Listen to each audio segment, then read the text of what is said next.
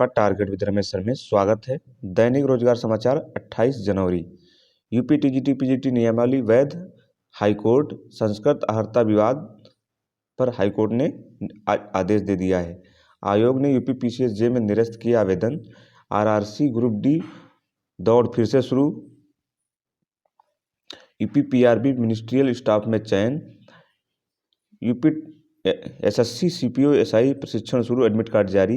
SSC stenographer उत्तर कुंजी UP board. इन सभी महत्वपूर्ण खबरों को हम लोग डिटेल से जानेंगे। उससे पहले अगर चैनल पर नए हो तो चैनल को सब्सक्राइब कर लें, बेल आइकन ऑल पे प्रेस कर लें और वीडियो को लाइक शेयर जरूर कर दें। सबसे पहली महत्वपूर्ण सूचना है वो है यूपी टीजीटी पीजीटी नियमावली में वैधता को लेकर के राजकीय इंटर कॉलेजों में टीजीटी भर्ती नियमावली वैध करार दिया है हाईकोर्ट ने। याचिकाएं खारिज करके इंटर में संस्कृत की अनिवार्यता को दी गई थी चुनौती। इलाहाबाद हाईकोर्ट ने उत्तर प्रदेश अजनबी शिक्षा टीजीटी सेवा नियमावली के नियम 6, 8 और 6 को वैध करार दिया और कहा है कि यह रेगुलेशन का विरोधाभास नहीं है। यह अनुच्छेद 309 के अंतर्गत मिले नियम बनाने के अधिकार का अतिक्रमण नहीं करता है। इस नियम में राजकीय इंटर कॉलेज व कॉलेजों में सहायक अध्यापक हिंदी की भर्ती योग्यता यहाँ पे देख लीजिए क्या है। कॉलेजों में सहायक अध्यापक हिंदी में भर्ती योग्यता संस्कृत के साथ स्नातक और बीएड डिग्री के अलावा इंटर में संस्कृत की अनिवार्यता निर्धारित की गई थी। अनिवार्यता की वैधता को चुनौती दी गई थी। कहा गया था कि संस्कृत के साथ स्नातक और बीएड धारक याचिकाओं को भर्ती में शामिल होने का मौका दिया जाए। संस्कृत के साथ स्नातक और बीएड धारक याचियों को भर्ती में मौका दिया जाए, जिसे कोर्ट ने नहीं माना और याचिकाएं खारिज कर दी। यह आदेश न्यायमूर्ति एसपी केसरवानी और न्यायमूर्ति राजेंद्र कुमार की खंडपीठ ने बालकृष्ण एवं 94 अन्य सहित 7 याचिकाओं की एक साथ सुनवाई करते हुए दिया। कोर्ट ने कहा कि नियम कानून की अतार्किकता और मनमानापन जब तक चिन्हित नहीं होता, कोर्ट उसमें हस्तक्षेप नहीं कर सकती। कोर्ट ने कहा कि अध्ययन विधान की वैधता को 2 आधारों पर चुनौती दी जा सकती है। पहला, नियम बनाने की सक्षमता ना हो। दूसरा, उससे मूल अधिकारों का उल्लंघन होता हो। तीसरा, कोई आधार नहीं है जिससे नियम बनाने की सक्षमता में अवैध ठहराया जाए। कोर्ट ने कहा कि विधायिका लोगों की इच्छा का प्रतिनिधित्व करती है, अपनी अधिकार क्षेत्र का अतिक्रमण नहीं करती और लोगों की जरूरतों के अनुसार काम करती है। ऐसे मामलों में आमतौर पर इसमें हस्तक्षेप नहीं किया जा सकता। कोर्ट ने कहा कि आधार यह भी है कि स्वयं को मिले अधिकार का अतिक्रमण किए बगैर नियम बनाए, अधिकार सीमा लांघे नहीं। कोर्ट ने कहा शिक्षा की गुणवत्ता बनाए रखने के लिए सरकार को योग्यता मानक तय करने का अधिकार है। हिंदी में स्नातक और बीएड धारी के साथ इंटर में संस्कृत की अनिवार्यता रखना गलत नहीं है। ऐसे अनिवार्यता विवाद पे कोर्ट ने निर्णय दे दिया है और जो इंटर में संस्कृत को वैध ठहराया है। अगली महत्वपूर्ण सूचना है यूपी पीसीएसजे को लेकर के है। यूपी पीसीएसजे में आयोग ने 175 दिव्यांग छात्रों को अभ्यर्थियों के जो आवेदन है उसको निरस्त कर दिया है। वेबसाइट पर सूची जारी करने के साथ 3 फरवरी तक मांगी हैं आपत्तियां।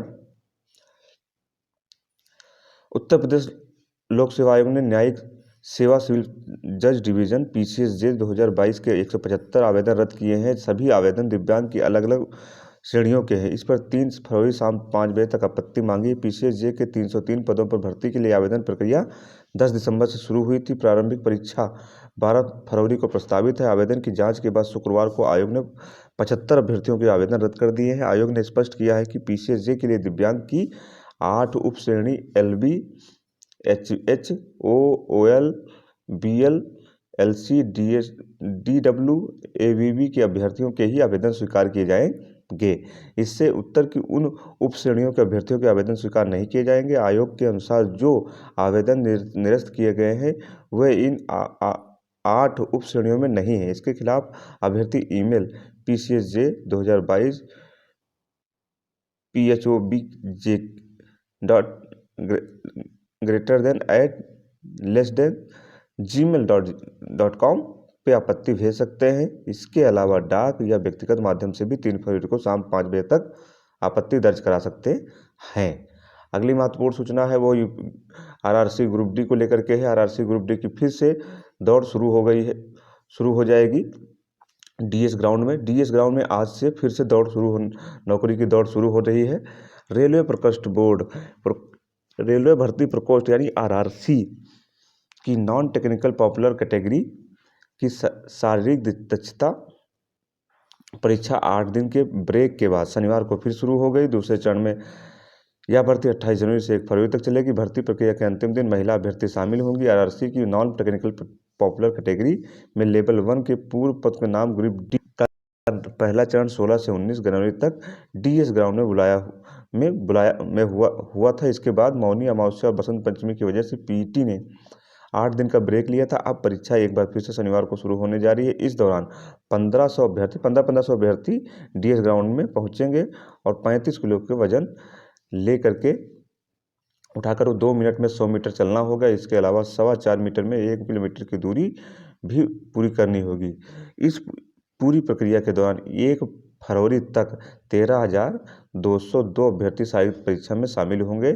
बता दें कि पहले चरण में अब तक 6,000 अभ्यर्थियों को बुलाया जा चुका है। इनमें से 4,906 उपस्थित हुए, उसमें 1,681 परीक्षार्थी बाहर हो चुके हैं। आरआरसी प्रयागराज के चेयरमैन डॉक्टर आशीष सचान के अनुसार पीटी के सफल अभ्यर्थियों को 15 फरवरी से होने वाली शैक्षणिक अभिलेखों की सत्यापन प्रक्रिया में शामिल होने का मौका दिया जाएगा। जैसे ही 1 फरवरी तक चलेगा, उसके बाद 15 फरवरी से अभिलेख सत्यापन की प्रक्रिया शुरू हो जाएगी।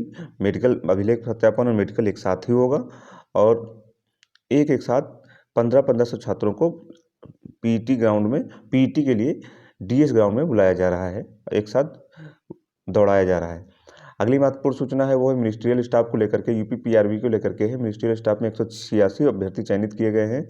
यूपी पुलिस में मिनिस्ट्रियल स्टाफ के लिए पुलिस भर्ती प्रोन्नति बोर्ड ने 186 और अभ्यर्थियों की चयनित किया है। पुनर्मूल्यांकन के बाद नए मेरिट लिस्ट जारी की है। दरअसल पहले बोर्ड ने ऐसे 124 अभ्यर्थियों का चयन निरस्त कर दिया था। उन्होंने उप निरीक्षक नागरिक पुलिस में चयनित होने के बाद सहायक उप निरीक्षक लिपिक लेखा एवं सतर्कता की भी परीक्षा दी थी और चयनित हो गए थे। इसमें 6 अभ्यर्थियों को मिनिस्ट्रियल स्टाफ बनने का विकल्प चुना था। बोर्ड ने शेष 118 अभ्यर्थियों का चयन मेरिट के आधार पर कर लिया है। इसके अलावा उप निरीक्षक गोपनीय सतर्कता पदों पर भर्ती के लिए हुई कंप्यूटर टाइपिंग परीक्षा में अंकों की जगह शब्द लिखने वाले 58 अभ्यर्थियों का चयन निरस्त कर दिया था। पूर्व में जारी परिणाम पर आपत्ति मिलने पर बोर्ड ने सभी अभ्यर्थियों का पुनर्मूल्यांकन कराकर नई मेरिट लिस्ट जारी कर दी है। अगली महत्वपूर्ण सूचना है वो है एसएससी को लेकर के। एसएससी सीपीओ-एसआई का प्रशिक्षण शुरू हो गया है, 30 तारीख से होने वाला है। एडमिट कार्ड जारी हो गए हैं। एसएससी के स्टेनो की अंतिम उत्तर कुंजी भी एसएससी ने जारी कर दी है। एसआई भर्ती का शारीरिक परीक्षण 30 से प्रवेश पत्र जारी कर दिए गए हैं। जी हाँ, एसएससी कर्मचारी चयन आयोग ने दिल्ली पुलिस और अर्धसैनिक बल में सब इंस्पेक्टर एसआई भर्ती की ऑनलाइन परीक्षा का परिणाम जारी करने के महीने भर में ही माप तौल और शारीरिक परीक्षण की तारीख भी घोषित कर दी है। सफल अभ्यर्थियों का शारीरिक परीक्षण 30 जनवरी से 10 फरवरी तक केंद्रीय रिजर्व पुलिस यानी सीआरपीएफ की निगरानी में होगा। इसके लिए एसएससी की क्षेत्रीय वेबसाइट www.ssc.cr.gov पर प्रवेश पत्र जारी कर दिए गए हैं। अगली महत्वपूर्ण सूचना है एसएससी को ही लेकर के है। स्टेनोग्राफर भर्ती की अंतिम उत्तर कुंजी जारी कर दी है। कर्मचारी चयन आयोग ने शुक्रवार को स्टेनोग्राफर सीडी 2022 भर्ती के अंतिम उत्तर कुंजी जारी कर दी है। आयोग की वेबसाइट पर इसका लिंक दिया गया है। इसमें सफल व असफल हुए अभ्यर्थियों को अपने अनुक्रमांक और पासवर्ड के माध्यम से देख सकते हैं। यह लिंक वेबसाइट पर 10 फरवरी तक रहेगा, शाम 5 बजे तक। इसकी ऑनलाइन परीक्षा 17-18 नवंबर 2022 को कराई गई थी, जिसमें 60,346 अभ्यर्थी सफल हुए थे। सफल अभ्यर्थियों में स्किल टेस्ट देंगे 15 से 26 फरवरी को संभावित है। इसमें सफल होने वाले अभ्यर्थियों के प्रमाण पत्रों की जांच और फिर रिक्त पदों के सापेक्ष अंतिम रूप से चयन होगा। अगली महत्वपूर्ण सूचना यूपी बोर्ड को लेकर के ही है। यूपी बोर्ड के प्रथम चरण की प्रायोगिक परीक्षा का आज अंतिम दिन है। दोनों चरणों में कराई जा रही यूपी बोर्ड इंटरमीडिएट की प्रायोगिक परीक्षा का पहला चरण शनिवार को पूरा हो जाएगा। शुक्रवार तक प्रथम चरण के 89.21% विद्यालयों में यह परीक्षा हो चुकी है। इस प्रथम चरण में लगभग कुल 7,536 विद्यालयों में 6,723 विद्यालय में परीक्षा कराई जा चुकी है। शुक्रवार को 2,179 केंद्रों पर 15 सेक्टर मजिस्ट्रेट और जिला विद्यालय निरीक्षकों की निगरानी में परीक्षा हुई।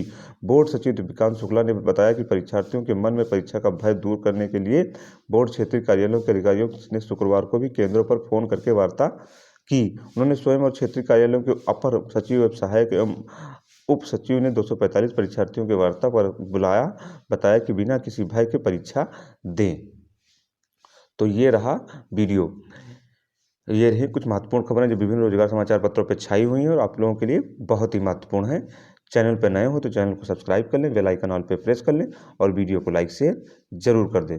पूरा वीडियो देखने के लिए धन्यवाद।